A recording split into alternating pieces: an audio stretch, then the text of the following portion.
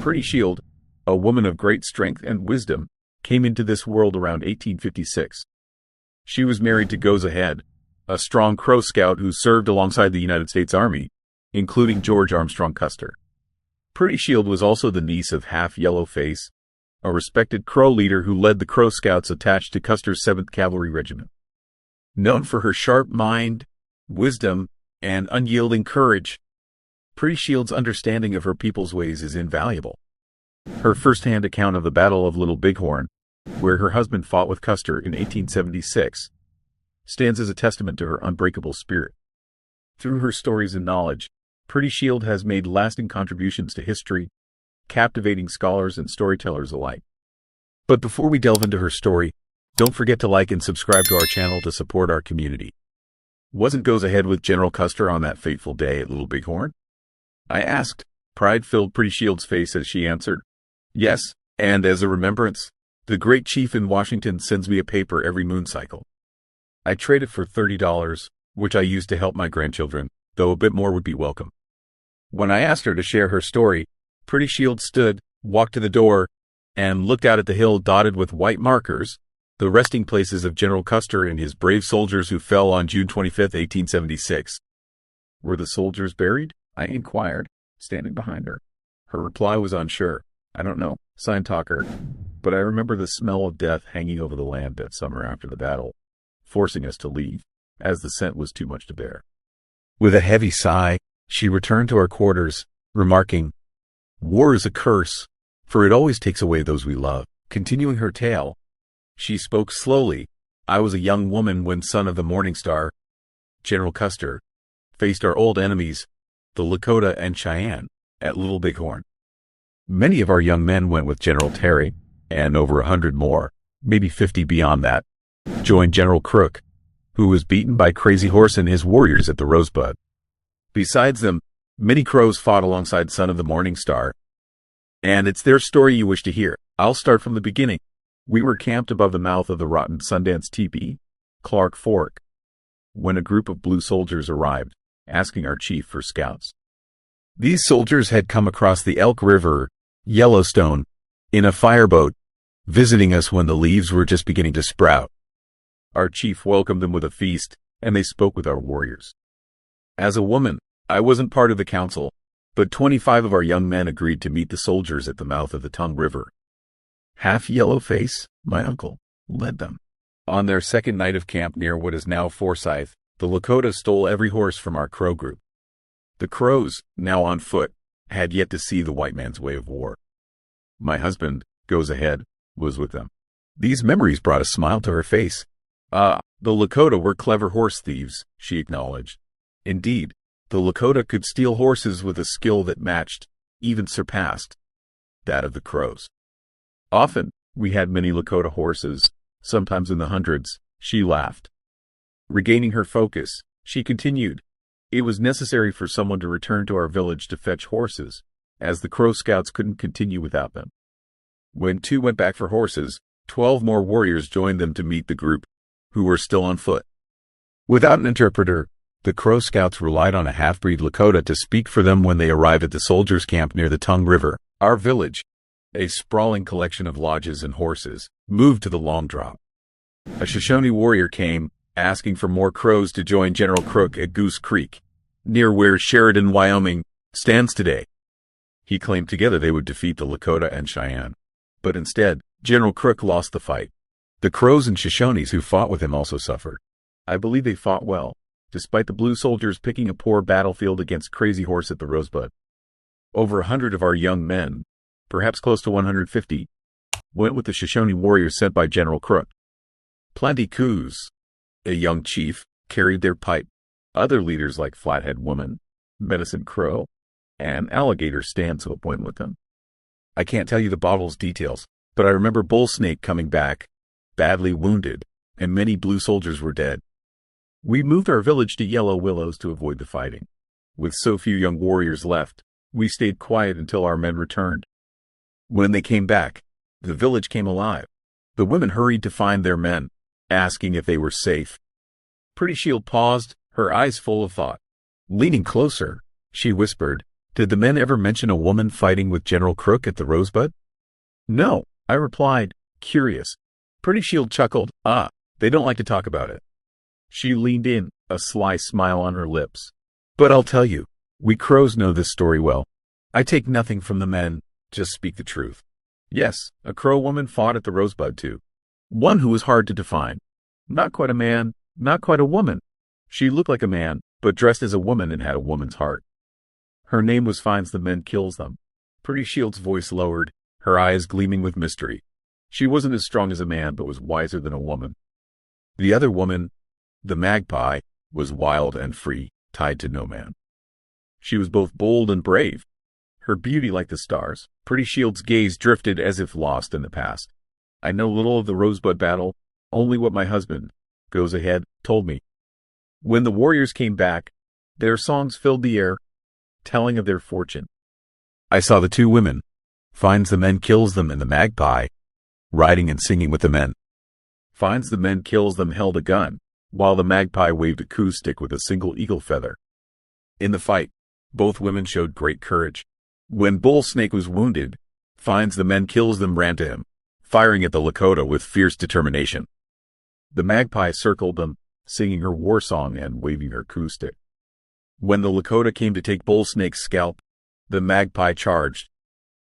Her medicine so strong that the Lakota fell back. Bull Snake's life was saved, and everyone saw what these women did. Yet, the men never spoke of it. When the Crow Scouts and the two women returned to our village, it was a sight I'll never forget. She continued, her excitement softening. I felt proud of their bravery, even the wild one. They cared for Bull Snake when they arrived, the wounded warrior. The joy was felt by all. We held a grand scalp dance, with 10 scalps taken, except for the magpies, which she shared among the men. Our village, once quiet, burst into feasting and celebration, the drums beating in time with our hearts, light as eagle feathers.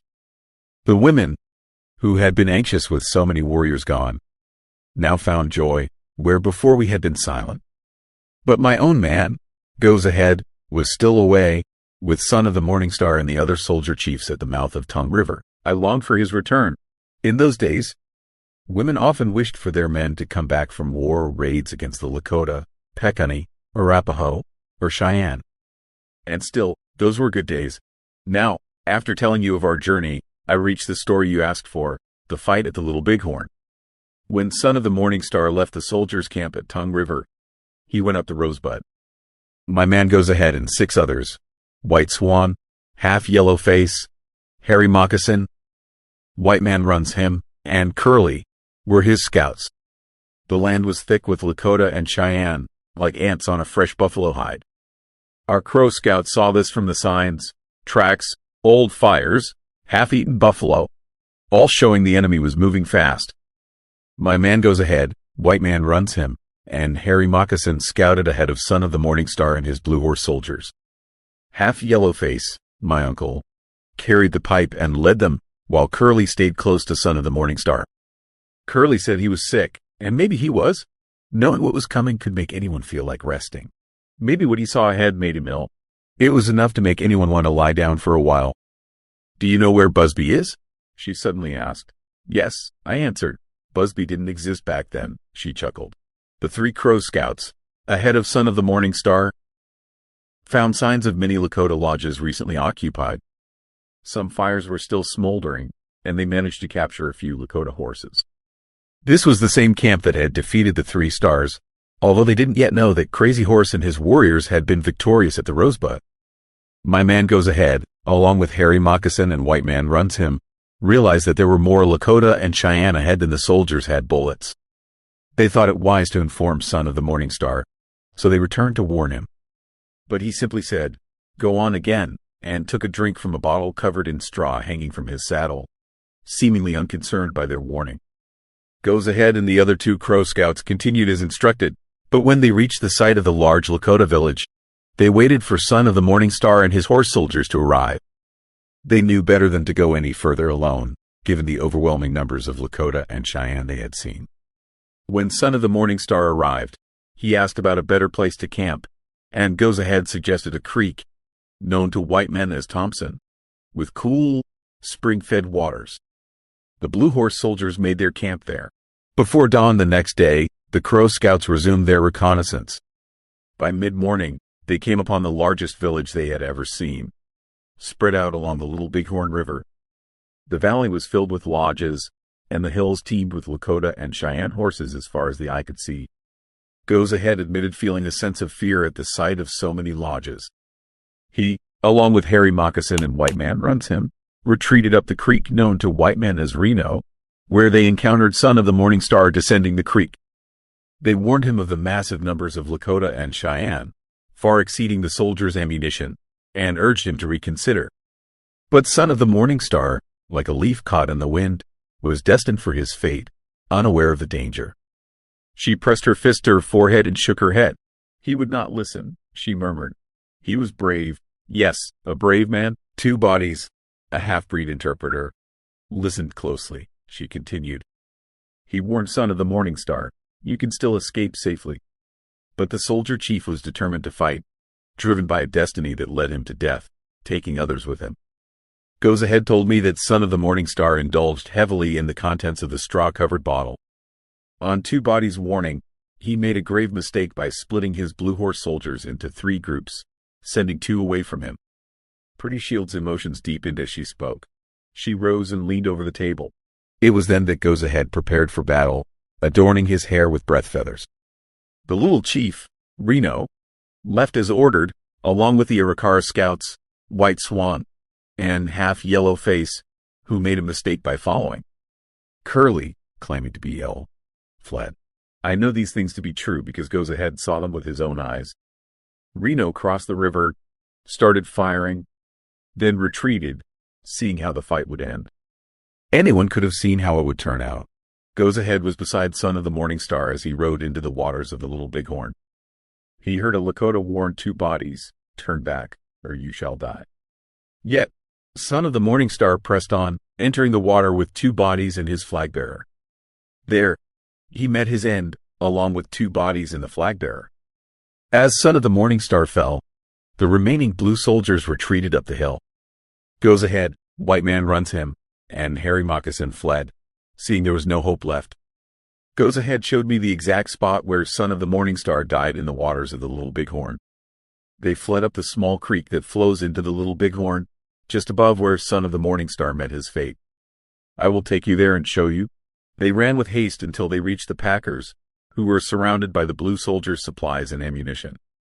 Goes Ahead said that when he arrived with Hairy Moccasin and White Man Runs Him, they found the packers forming a defensive circle with their pack train, as mules fell dead and bullets rained down. They dug pits, and alongside these pits, the dead mules absorbed countless bullets. Goes Ahead claimed that alongside the packers, they killed more Lakota and Cheyenne than the blue soldiers did. As she spoke, her voice grew louder, her demeanor more intense. She sighed, relaxing suddenly. My man, Goes Ahead, confessed his fear, yet he did not flee until he saw Son of the Morning Star fall into the waters of the Little Bighorn. He told me Son of the Morning Star led his men, and when he fell, the Blue Horse soldiers retreated up the hill. He took me to the exact spot, showing me where Son of the Morning Star fell with 2 bodies and the flag, where he began his own flight, and where he joined the packers to fight. Yes, she murmured, her voice trailing off. My man, Goes Ahead, was afraid that day, but he spoke the truth. The monument that the white men put up to mark where Son of the Morning Star fell is a lie. He fell in the water, she whispered, as if speaking to Goes Ahead's spirit. Pretty Shield's words touched me deeply.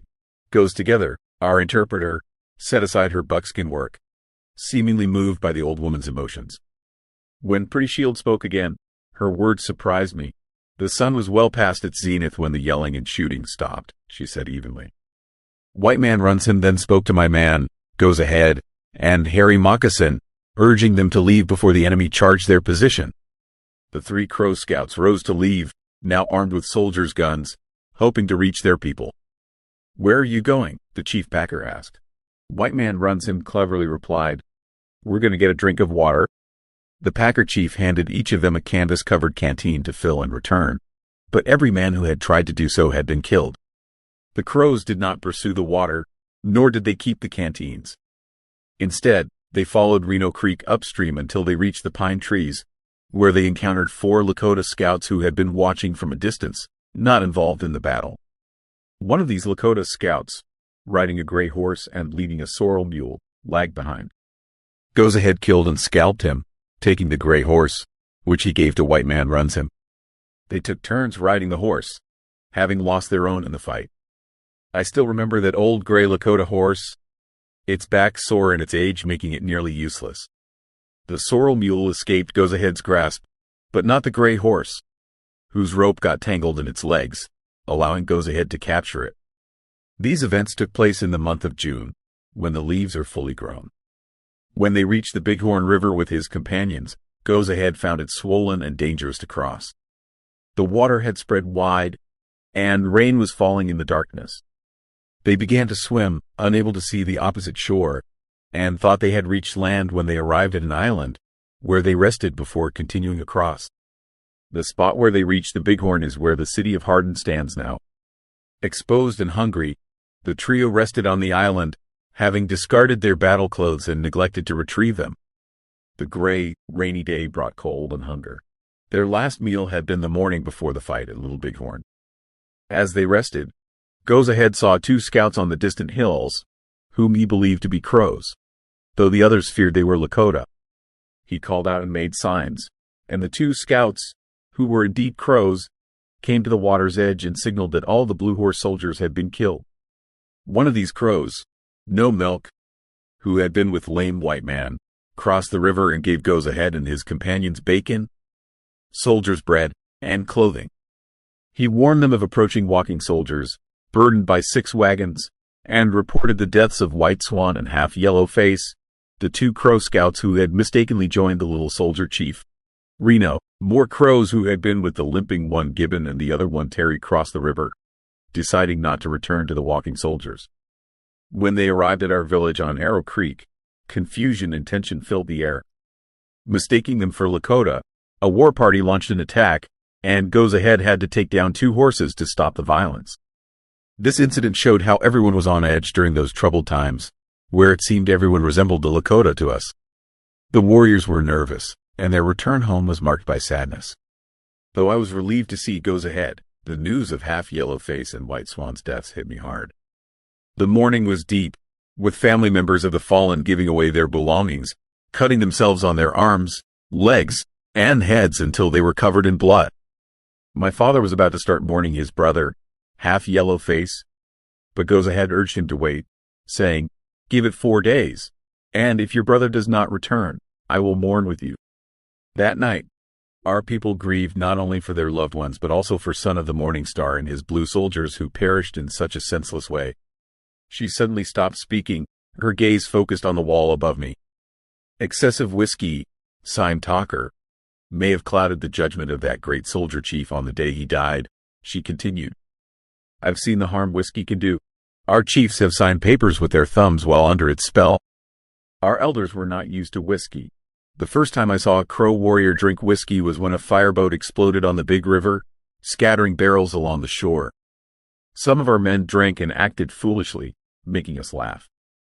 But now, our men drink without thinking about who might mock them. Tell me more about Half Yellow Face, White Swan, and Curly, I asked, wanting to hear more of her story. Curly didn't come back for a long time, she said. He found the blue soldiers who were with the other one and the limping one and joined them at the battle site. It wasn't until after he went to Washington with some white men that Curly spoke, but even then, his words weren't entirely true. His tongue wasn't very straight, as we say. When Half Yellow Face and White Swan came back, they shared their story, and it was like hearing from the dead because we thought they were gone. They said they got confused and ended up following the little chief. They stayed with him until his men got close to the big Lakota village. They dismounted to shoot and saw the little chief get caught in his stirrup and dragged away by his scared horse. Realizing it was a bad sign, Half Yellow Face and White Swan knew the end was near.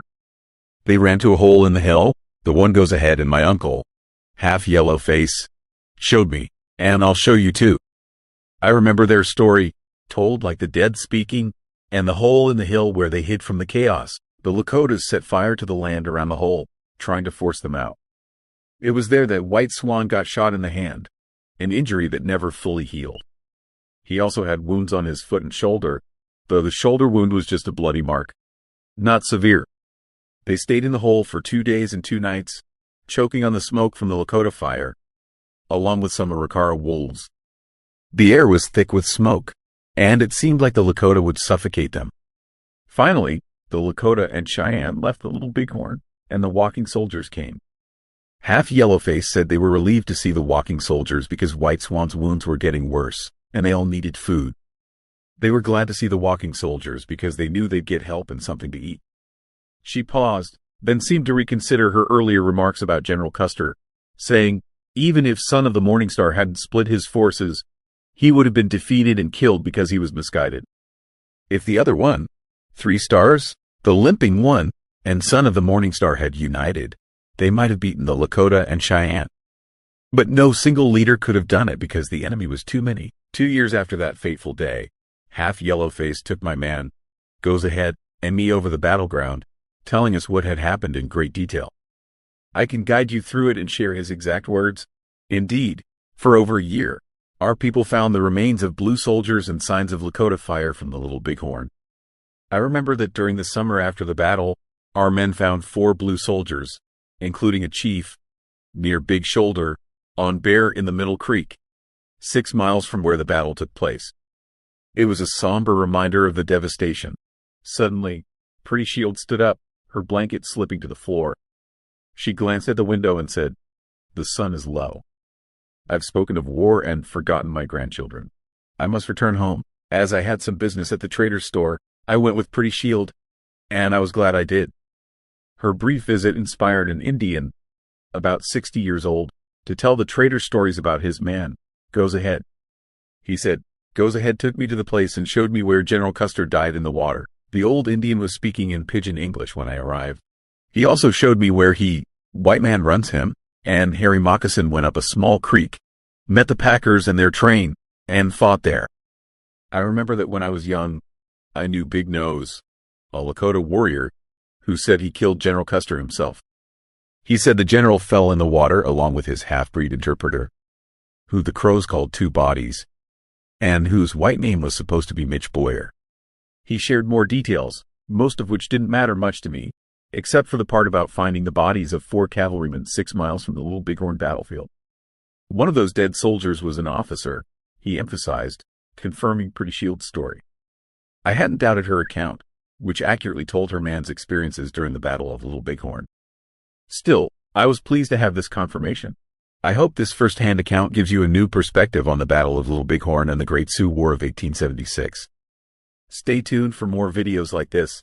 I aim to bring you more first-hand stories of different battles. So have a great day, and I'll see you next time.